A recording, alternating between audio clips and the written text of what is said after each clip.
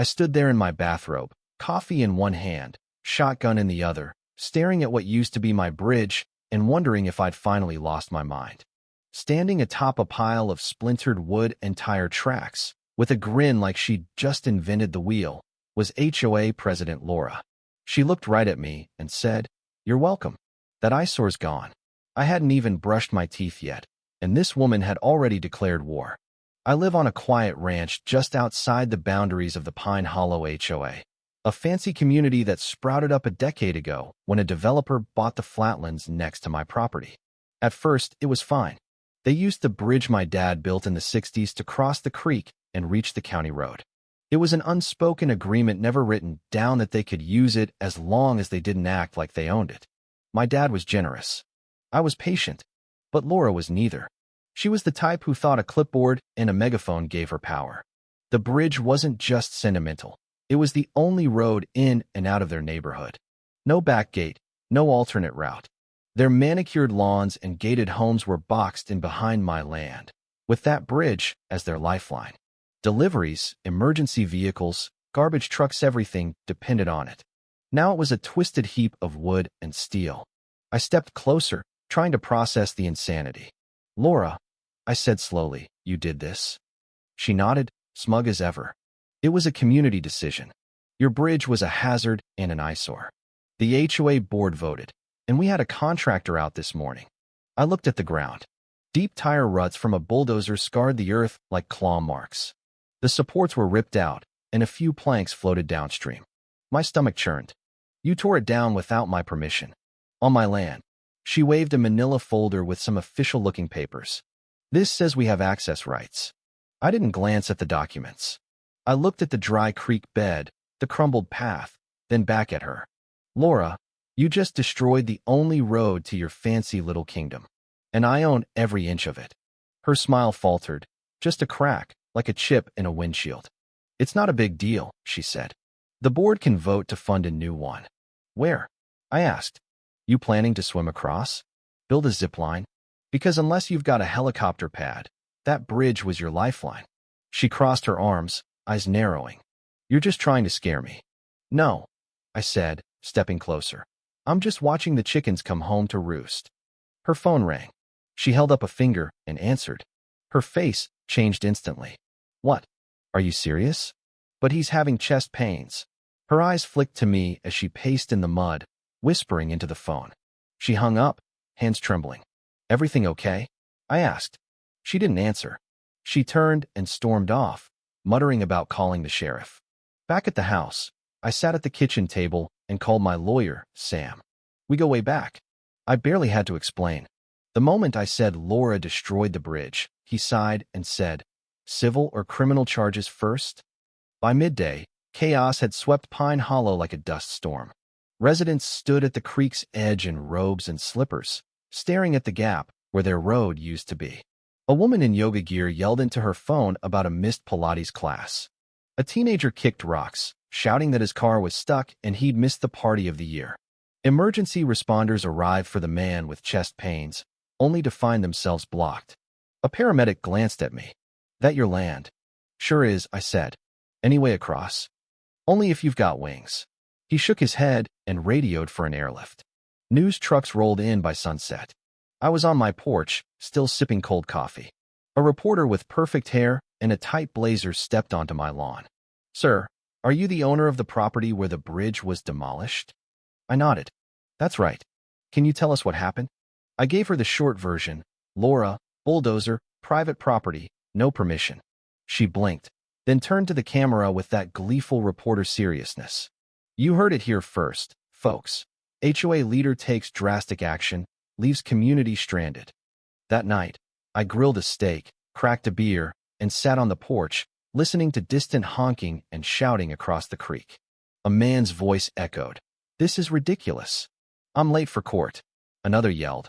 "My groceries are melting." I couldn't help but smile. Laura had played queen of the cul-de-sac too long. Today, she learned that messing with a rancher's land comes with consequences. Out here, property lines aren't just lines, theory, history, boundaries, law. Laura had bulldozed all three. By sunrise, word spread faster than a wildfire. "Pine Hollow residents, usually sipping oat milk lattes and debating fence colors, were stranded, pacing driveways, begging delivery drivers to toss packages across the ravine. My quiet corner was now a gridlocked mess of SUVs and neighbors shouting like a bad sitcom. I stayed on my porch, chewing sunflower seeds, watching it unfold like a free show. Laura wasn't handling it well. Her ego, puffed up like a parade balloon the day before, was deflating. She called an emergency HOA meeting at her house. Through binoculars, I saw it turn into a shouting match. Board members gestured wildly, and old Henry Blake stood, threw his clipboard, and stormed out, hands in the air.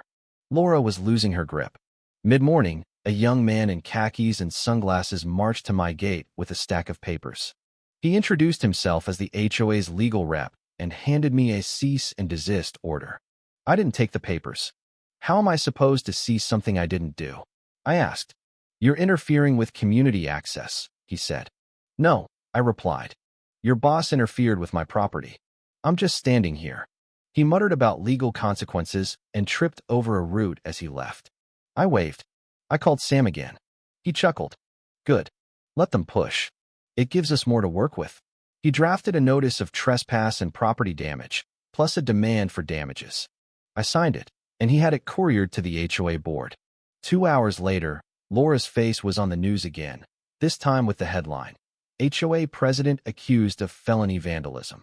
The tide turned when residents realized this wasn't a quick fix. Garbage trucks skipped pickups, trash piling up. Lawn services canceled. A woman named Ellen knocked on my gate, asking if her husband could cross my land on foot to catch an Uber. I said I'd think about it. I wasn't trying to punish everyone, but letting Laura face the consequences of her actions was the only way to deal with her. That evening, Laura tried a new tactic, telling a reporter the bridge was structurally unsound and the demolition was an emergency. Problem was, a month earlier, she'd bragged in an HOA newsletter about the bridge's 60-year resilience as a charming neighborhood asset. The news ran that quote, and it hit her like a boomerang. Then came the petition. A retired engineer named Carl, fed up with HOA nonsense, started one to oust Laura as president. Within a day, he had dozens of signatures. By day 3, most of the neighborhood was ready to vote her out. They were tired of being trapped and even more tired of Laura's TV interviews instead of solutions. Henry Blake came by my ranch, leaning on the fence, and handed me a USB drive. Don't care if it makes me look bad, he said. People need the truth. It had recordings of HOA meetings. One stood out, Laura laughing, saying, once that bridge is gone, maybe that old rancher will sell his land and move. He's holding us back with his fences and livestock. I nearly choked on my tea. The residents leaked the recording themselves. It hit the neighborhood Facebook group and spread like wildfire.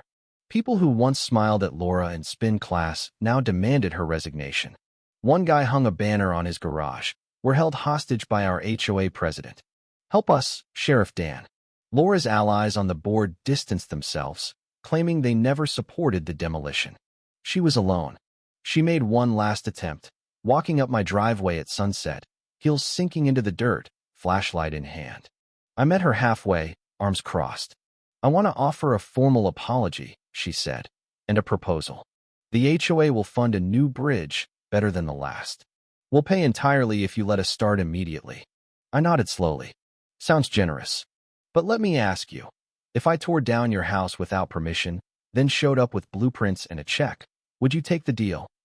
She didn't answer. That's what I thought, I said. Go home, Laura. The gate stays locked. She opened her mouth, but something in my face stopped her. She turned and walked away, her flashlight shaking with every step. This wasn't just about a bridge anymore. It was about respect. Out here, you don't earn it by bulldozing your neighbors past, you earn it by understanding why the bridge was built. 3 days later, things got worse for Laura. Her board scrambled for a backup plan, but desperation was clear. Residents were still trapped, and someone spray-painted Dictator Laura on the community clubhouse. She tried covering it with a Neighborhood Unity banner, but even the kids were chanting it while riding scooters. I wasn't idle.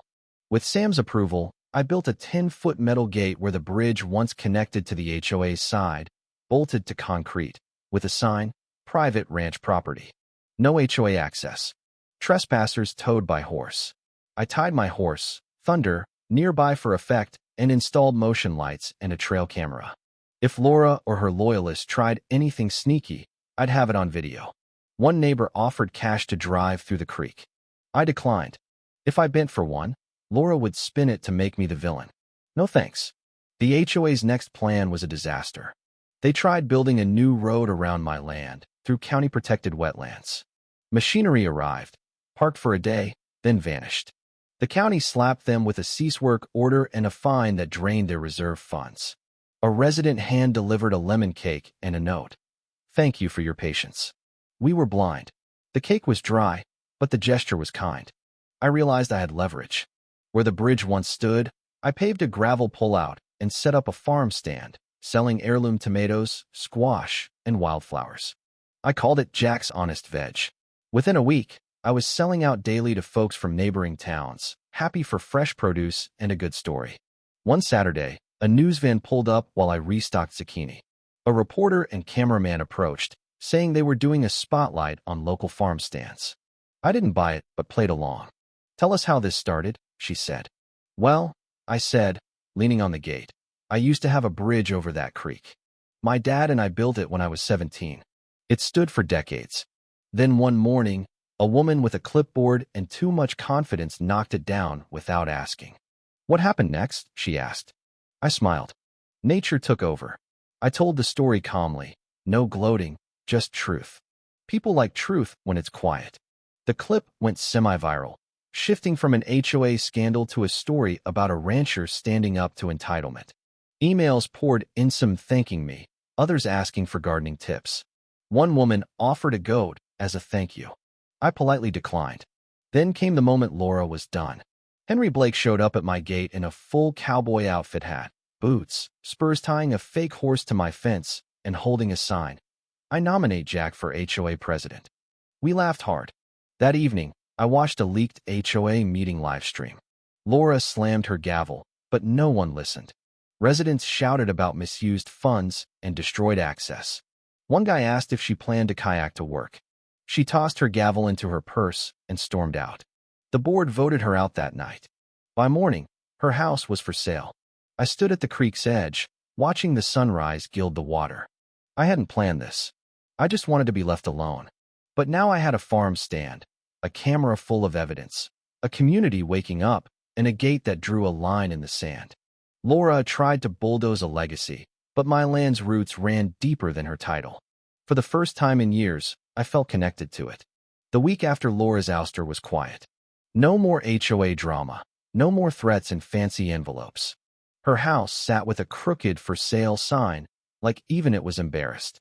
Residents tried to resume normal life, but trash piled up, delivery drivers gave up, and teenagers hauled groceries across the creek bed. Every inconvenience pointed back to Laura's bad call. But she wasn't done. She filed a lawsuit, claiming the HOA had a historic easement to the bridge from a handshake deal with my dad. Sam laughed when he saw the paperwork. It's built on wishes and hot air, he said. No easement document existed. My dad always said access was informal and revocable. Subdivision plans from 20 years ago confirmed the bridge was on private land, outside HOA control. We went to court. I wore my best flannel and brought a photo album. Dad and me building the bridge, Mom painting the rails, our dogs running across.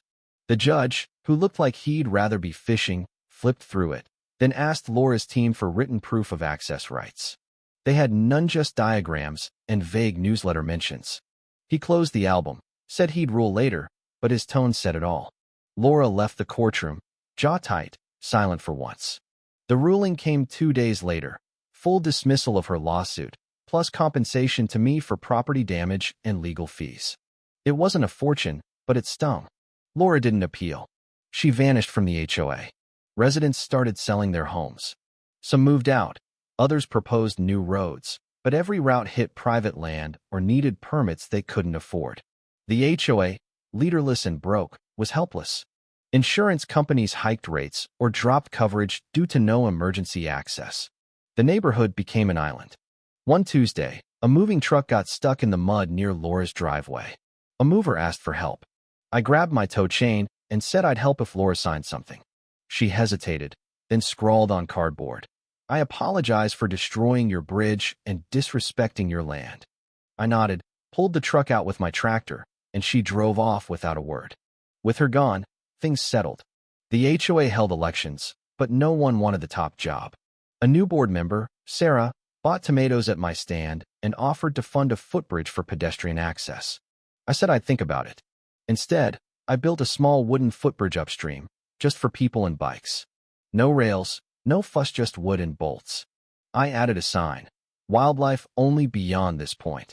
Deer crossed at dawn, kids fished from the bank, a heron perched on a post.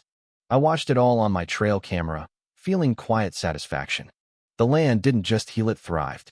Weeks later, the air felt lighter. Residents who stayed were humbler, nodding as they passed the footbridge. A new interim HOA board brought a pie, chairs, and a notarized letter promising never to claim access to my land again. We sat under a cottonwood, sipping lemonade in silence. It was enough. The creek trail bloomed with wildflowers and rabbits. Foxes darted near the bank. I set up cameras to capture nature's return, not for security, but for joy. Letters arrived from strangers who'd seen the news, sharing their own HOA battles or thanking me for standing firm. One wrote, "My dad said, take care of the land, and it'll take care of you. You proved it." I kept those letters in a barn shoebox. A conservation group contacted me, wanting to buy the HOA land for a wildlife corridor. They offered to keep me as a consultant, knowing the terrain and animals. I laughed at first but agreed. Most residents voted to sell. A few stayed with life leases. Bulldozers were replaced by deer fences and native species plants. I stayed, not as a lone rancher, but as a guardian of a legacy. One day, watching kids fish by the footbridge, a girl asked if I saved the land. No, I said. The land saved itself. I just got in the way of someone trying to ruin it. She smiled and ran off. I built a pavilion nearby with a bench and a plaque, in memory of those who build bridges that last longer than they live. People sat there quietly, respecting something they didn't fully understand. That bridge was once just a way to cross water. Now it was a symbol of defending legacy, teaching respect, and what happens when a quiet man with land stands his ground. Out here, it's not about getting even, it's about showing what's lost when someone acts without care. The land reminded them, not with noise or revenge, but with patience, dignity, and time. And that's stronger than any bulldozer or gavel.